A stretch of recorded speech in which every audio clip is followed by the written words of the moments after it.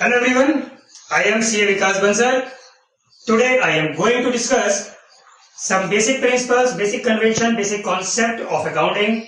Before moving forward, आगे बढ़ने से पहले हम लोग एक बार डिस्कस कर लें what is accounting. What is accounting? अगर हम एक बिल्कुल लेमैन से पूछे, बिल्कुल एक आम आदमी से पूछे, तो आम आदमी हमसे क्या कहता है अकाउंटिंग के नाम पे कि अकाउंटिंग सिर्फ और सिर्फ प्रॉफिट कैलकुलेशन है। अगर मुझे अपने बिजनेस का प्रॉफिट जानना है तो मुझे अकाउंटिंग करनी है, और अगर मुझे प्रॉफिट नहीं जानना तो मुझे अकाउंटिंग नहीं करनी। ये तो अकाउंटिंग का बड़ा छोटा सा फंडामेंटल है या बड़ा छोटा सा ऑब्जेक्टिव है।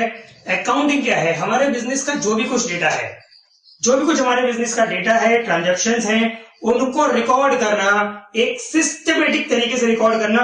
What is the systematic way? Systematic way is कि हम अपने डेटा से, अपने रिकॉर्डिंग डॉक्यूमेंट से जो हमें चाहिए वो आउटपुट ले पाए, हमें इजीली फाइंड आउट हो जाए, हम उसमें से कोई भी चीज ढूंढना चाहें तो ढूंढ लें। ये सिस्टमेटिक वे है। तो अकाउंटिंग क्या है?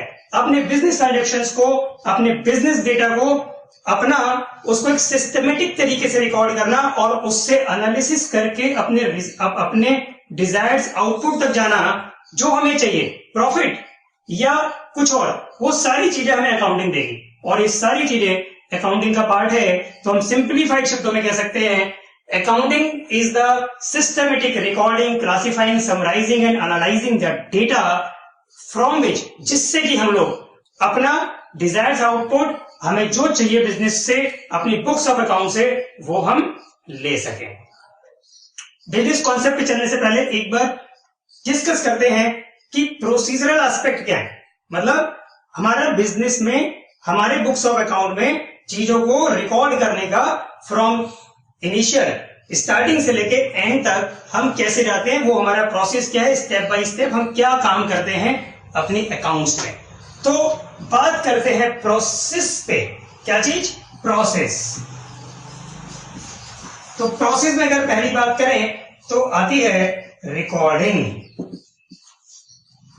सबसे पहला काम, हमें अपना जो ट्रांजैक्शन है, जो भी आपने लेन देन किया, ट्रांजैक्शन मतलब जो भी आपने बिजनेस में लेन देन किया, किसी से गुड्स खरीदा, गुड्स बेचा, कोई और सैलरी दी, कोई एक्सपेंस किया, कुछ भी किया, उस चीज को रिकॉर्ड करना। कहां रिकॉर्ड करोगे आप? सेल्स बुक है, आपने बिल काटे, that is the part of accounting. तो आपने सेल बुक मेंटेन की, एक्सपेंस बुक मेंटेन की, आपने डे बुक मेंटेन की, वो सारा की सारा आपका रिकॉर्डिंग का पार्ट है। वहां पे आप सबसे पहले अपने डॉक्यूमेंट को रिकॉर्ड कर रहे हो, अपने ट्रांजैक्शन को रिकॉर्ड कर रहे हो। ठीक, उसको आपने जब अकाउंटिंग फॉर्मेट में कन्वर्ट किया, आपने अपना डेटा कहां रिकॉर्ड किया? Day book, bills etcetera. और जब हम बात करते हैं कि हम इसे अकाउंटिंग कॉन्सेप्ट पे डालेंगे, अकाउंटिंग पे डालेंगे, तो हम एक बुक मेंटेन करते हैं जिसे हम कहते हैं जर्नल। हम क्या बनाते हैं? इन ट्रांजैक्शन से हम पहली बार उसको अकाउंटिंग फॉर्म में कन्वर्ट करते हैं, और अकाउंटिंग फॉर्म में जाने की हमारे पास पहली सीढ़ी होती है, हम बनाते हैं अपना जर्नल। और इस जर्नल में पहली बार हम लोग डेबिट और क्रेडिट की फॉर्म में, यानी कि अकाउंटिंग लैंग्वेज की फॉर्म में अपने ट्रांजैक्शन को प्रेजेंट करते हैं। जैसे फॉर एग्जांपल, अगर मैंने मिस्टर एक्स को 5000 रुपीज का गुड सेल किया, क्या किया? मैंने मिस्टर एक्स को 5000 रुपीज का गुड्स सेल किया, तो मैं इसे पहली बार रिकॉर्डिंग करूंगा डे बुक में, और डे बुक से जब मैं इसे जर्नल में कन्वर्ट करूंगा तो मैं इसको पहली बार अकाउंटिंग टर्म्स यानी डेबिट क्रेडिट असाइन करूंगा। मेरी एंट्री बन जाएगी X debit to sales, X debit to sales. ये मेरी पहली जर्नल एंट्री बन जाएगी। यहां से मैंने पहला काम किया, क्या? रिकॉर्डिंग। कहां पे रिकॉर्डिंग करी? जर्नल में। तो अपने समराइज करते हैं, अपना जो भी कुछ बिजनेस ट्रांजैक्शन है उसको बुक्स में रिकॉर्ड करना। चाहे बिल बना रहे हैं, डे बुक बना रहे हैं, सैलरी स्लिप बना रहे हैं, सैलरी का रजिस्टर बना रहे हैं, एक्सपेंस का रजिस्टर बना रहे हैं, वो सब का सब रिकॉर्डिंग पार्ट है। यहां पे पहली बार हमारा ट्रांजैक्शन बुक्स ऑफ अकाउंट के लिए तैयार होता है। यहीं पे हम जर्नल उसको पहली बार अकाउंटिंग लैंग्वेज में कन्वर्ट करते हैं, पहली बार हम उसे अकाउंटिंग में डालते हैं और जर्नल फॉर्म में हम उसे रिकॉर्ड करते हैं। जैसे कि मैंने बताया कि मिस्टर एक्स को 5000 रुपीज का गुड सेल किया, तो एंट्री बन गई X account debit to sales. Okay, then next step हमारा होता है नंबर 2, क्लासिफिकेशन।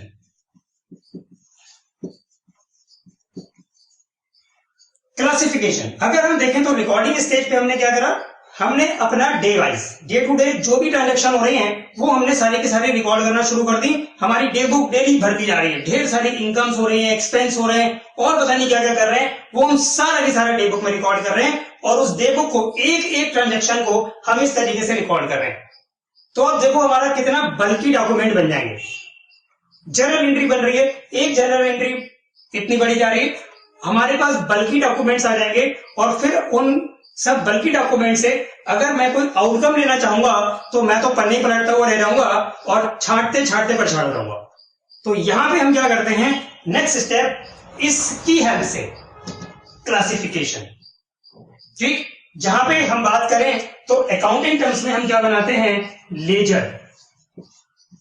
अकाउंटिंग टर्म्स में बात करें तो यहां पे हम तैयार करते हैं लेजर। लेजर क्या है, लेजर हम यहां पे एक एक अकाउंट का, पर्टिकुलर एक एक अकाउंट को एक जगह लाके क्लासिफाई, क्लासिफाई माने छांटना, तो हम पर्टिकुलर उस एक नेचर की ट्रांजेक्शन को एक जगह लाके कहां पे, लेजर में लाके सब एक साथ लिख लेते हैं। फॉर एग्जाम्पल मैं अक्टूबर मंथ का लेजर बना रहा हूं और किसका लेजर बना रहा हूं, सेल्स का। तो पूरे अक्टूबर मंथ में जो भी सेल है वो इस जर्नल एंट्री की हेल्प से मैंने सब सेल्स वाले लेजर में रिकॉर्ड कर दी। जितना भी था सब मैंने सेल्स वाले लेजर में लेके आया और मैंने रिकॉर्ड कर दी। लेजर कैसे बनेगा, लेजर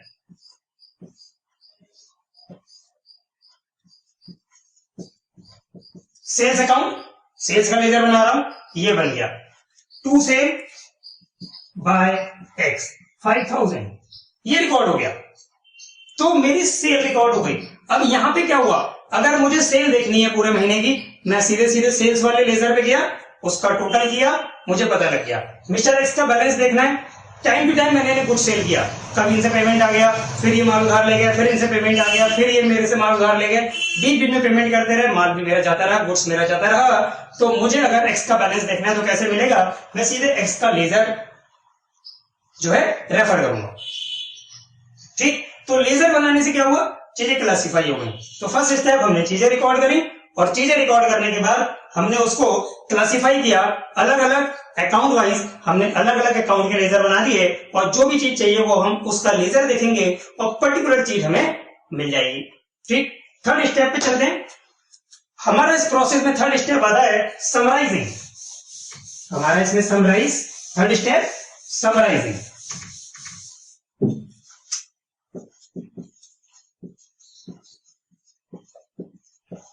समराइजिंग, तो समराइजिंग अगर हम देखें क्लासिफिकेशन में भी मेरे पास जितनी तरीके की ट्रांजेक्शन है, जितने नेचर के ट्रांजेक्शन है, उतने मेरे पास लेजर्स बन जाएंगे। जितने मेरे पास लेजर्स बन जाएंगे, अब अगर मेरे पास डिफरेंट डिफरेंट नेचर के ट्रांजेक्शन है, डिफरेंट डिफरेंट एक्सपेंसेस हैं, डिफरेंट डिफरेंट इनकम है, तो मेरे पास लेजर ही बहुत सारे बन जाएंगे। और फिर अगेन मुझे वही दिक्कत हो गई कि मैं अपने डेटा को अभी भी इतना बल्कि हो गया है, इतने सारे लेजर बन गए हैं कि वो अभी भी एनालिसिस के लायक नहीं है।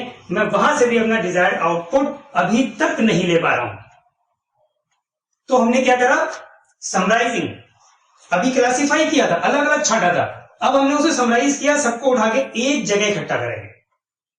समराइजिंग एक जगह है, तो सबको लेके आना, समराइज कर देना, निष्कर्ष निकाल देना। तो अब हमने क्या करा, डेटा को समराइज। यहां पे हमने क्या करा, अगर हमें डिटेल अकाउंट चाहिए तो वो हमने लेजर पे जाके देखा और हम समराइजिंग में क्या करा, हर एक अकाउंट का बैलेंस, हर एक अकाउंट का टोटल वो हम एक जगह ले आए। पूरे महीने की सेल मेरी सेल्स अकाउंट में रिकॉर्ड है। ठीक, तो मैंने क्या करा, यहां पे अकाउंटिंग टर्म्स में हम बनाते हैं ट्रायल बैलेंस।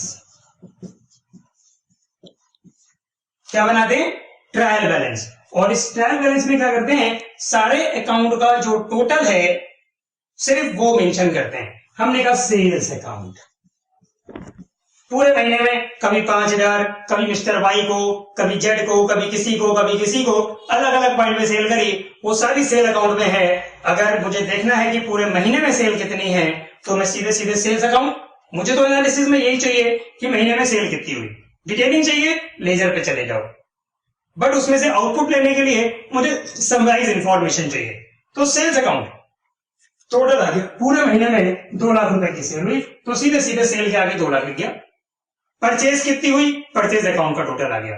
मिस्टर एक्स को सेल कितनी हुई, मिस्टर एक्स के अकाउंट का टोटल आ गया। सैलरी कितनी थी पूरे महीने में, सैलरी अकाउंट का टोटल आ गया। तो अब यहां पे मुझे फिर भी चीजें एक साथ दिखाई दे रही हैं। मैं ये देखूंगा सेल कितनी, परचेज कितनी, एक्स कितना, वाई कितना, मेरी इनकम कितनी, मेरा एक्सपेंस कितना, सैलरी कितनी, रेंट कितना, वो सब मुझे यहां पे दिखाई देगा अपने इस ट्रायल बैलेंस में, जहां पे मैं लेजर के टोटल से दिख रहा हूं। Okay, got it. Trial balance बना। अब सब चीजें जब आपको एक जगह इकट्ठी दिखाई देती हैं, तब आप उससे रिजल्ट निकालना शुरू करते हो। जब तक चीजें आपको आइडेंटिफाई नहीं होना शुरू होंगी, आप उनसे रिजल्ट्स कैसे निकालोगे, आप उनसे आउटकम कैसे निकालोगे। तो इसके बाद में हमारा चौथा स्टेप आता है, नंबर 4, एनालाइज। क्या आता है, एनालाइजिंग। यहां पे हम क्या कर रहे हैं, यहां पे हमारे पास जो समराइज डेटा इकट्ठा हुआ, हम उस डेटा को अपना प्रेजेंटेबल फॉर्म में ला रहे हैं, जिस तरीके से हमें उसको यूज करना है, अपने डिजायर्स जो हमें चाहिए उस फॉर्म में। हम क्या कर रहे हैं यहां पे, आपने देखा होगा, सुना होगा, ट्रेडिंग अकाउंट,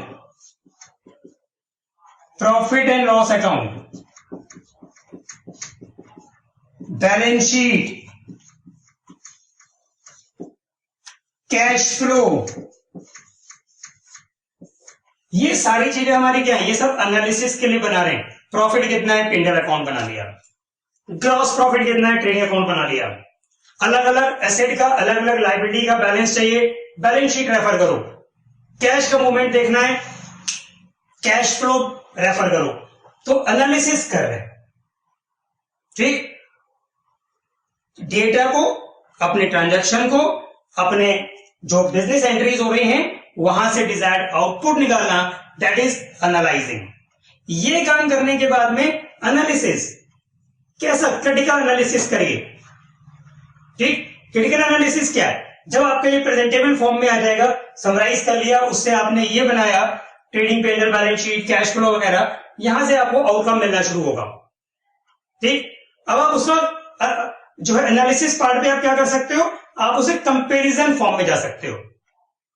एक और टूल हमें क्या मिला एनालाइजिंग का, कंपैरिजन। फॉर एग्जांपल, मैंने कहा इस साल मेरी सेल, पूरे ईयर में इस साल मेरी सेल 50 लाख रुपए है, ठीक, और 50 लाख रुपए सेल पे मेरे डेटर्स हैं, मान लीजिए 5 लाख रुपीस के। यानी कि मैं कह सकता हूं कि सेल का 10%, 10% मेरे पास डेटर्स होते हैं।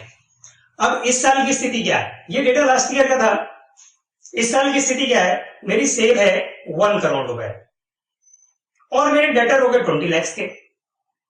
अब यहां से मुझे सीधे सीधे क्लिक हो रहा है, मैं एनालिसिस कर पा रहा हूं। क्या एनालिसिस कर पा रहा हूं, यार 50 लाख रुपए की सेल पे मेरे डेटर थे 5 लाख रुपए, और अब मेरी 1 करोड़ रुपए की सेल पे उसी रेशो को फॉलो करूं तो मेरे डेटर होने चाहिए 10 लाख, बट अब मेरे डेटर हो गए 20 लाख।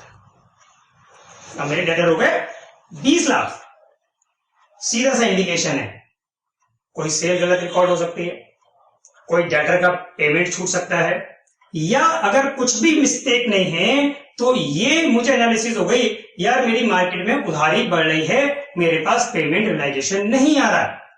ये आप क्या कर रहे हो, एनालिसिस। कब कर पा रहे हो, जब आपने चीजों को समराइज कर लिया, अपने डिजायर्ड आउटकम के हिसाब से उसको आपने प्रेजेंट कर लिया, तब आप उसके एनालिसिस कर पा रहे हो। ठीक है, अभी दिमाग में क्वेश्चन आ रहे होंगे, डेटर क्या है, क्रेडिटर्स क्या है, या जनरल एंट्री कैसे बनाएंगे, लेजर कैसे बनाएंगे, वो हम डिस्कस करेंगे। ये सारी बेसिक बिजनेस टर्म्स हम डिस्कस करेंगे अभी। देन हमारे पास एनालाइजिंग के बाद क्या आता है, इंटरप्रिटेशन। एनालाइजिंग के बाद अगली स्टेप, अगला सीढ़ी क्या हो गई, इंटरप्रिटेशन। और एनालाइजिंग क्या है, एनालाइजिंग इंटरप्रिटेशन के लिए बेस है। जब आप चीजों को एनालाइज करते हो, जो आपके पास गिवन इंफॉर्मेशन है उसी से हम एनालिसिस शुरू करते हैं, और जब एनालिसिस का काम पूरा हो जाता है तो हम उसमें अपने इनपुट्स डालते हैं, वो इंटरप्रिटेशन का काम करते हैं। अच्छा, इसमें ऐसा है, अगर ये सेल हमारी इस बार 1 करोड़ है और डेटर हमारे 20 लाख के हो गए, इसका मतलब मार्केट में उधारी बढ़ रही है, इसका मतलब हमारी मार्केटिंग टीम सही काम नहीं कर रही है, इसका मतलब हमारी क्रेडिट पॉलिसीज वीक हो रही हैं। ये क्या है, हम इंटरप्रिटेशन कर पा रहे हैं। ये तो बुक्स ऑफ अकाउंट में कहीं भी नहीं लिखा कि आपकी क्रेडिट पॉलिसी वीक हो रही है, ये तो कहीं भी नहीं लिखा कि आपकी मार्केट टीम सही से काम नहीं कर रही है इसलिए आपके डेटर्स बढ़ रहे हैं। तो ये इंटरप्रिटेशन आ रहा है, ठीक। और यही आपको इंटरप्रिटेशन फ्यूचर का रास्ता दिखाता है कि आपको करना क्या। भाई ऐसा हो गया, अब इसको सुधारने के लिए नेक्स्ट ईयर ये करो। ओके, लास्ट स्टेप हमारा आया कम्युनिकेशन।